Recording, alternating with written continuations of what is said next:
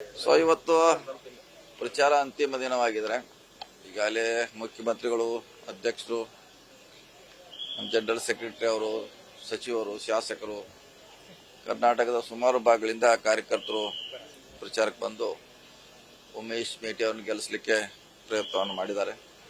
So ಇನ್ನು ನೋಡೋಣ, ಇನ್ನು ಅಂತಿಮವಾಗಿ ಮತದಾರರು ನಿರ್ಧಾರ ಮಾಡಬೇಕು, ಯಾರನ್ನು ಆಯ್ಕೆ ಮಾಡಬೇಕು, ಯಾರ ಪರವಾಗಿ ಒಲವನ್ನು ಕಾದು ನೋಡೋಣ. ಸ್ಪಂದನೆ ಇದೆ, ಯಾಕಂದ್ರೆ ನಾವು ಕೂಡ ಇಲ್ಲಿ 4 ಸಾರಿ ಗೆದ್ದಿದ್ದೀವಿ. ನಮ್ಮವರೇ ಇದ್ರು ನಮ್ಮನ್ನ ಇವತ್ತವರ ಕಳ್ಕೊಂಡಿದ್ದೀವಿ. ಅವ್ರ ಸ್ಥಾನದಲ್ಲಿ ಉಪಚುನಾವಣೆ ನಡೀತಾ ಇದೆ. ಸೊ ನಾವು ಗೆಲ್ಲುವಂತ ಅವಕಾಶಗಳೇ ಇದೆ. ಎಲ್ಲರೂ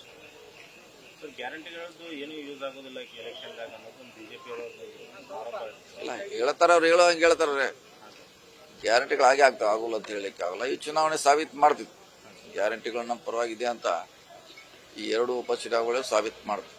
ಕೆಲವೊಂದು ಕಡೆ ಈಗ ಊಹಾಪೋಹಗಳಿತ್ತು. ಏನಂದ್ರೆ ಸಿಟಿಲಿ ಬಿಜೆಪಿಗೆ ಜಾಸ್ತಿ ಒಲಿವಿದೆ, ಹಳ್ಳಿಯಲ್ಲಿ ಕಾಂಗ್ರೆಸ್ಗೆ ಜಾಸ್ತಿ ಒಲಿವಿದೆ ಅಂತ ಹೇಳ್ತಾ ಇದ್ದಾರೆ.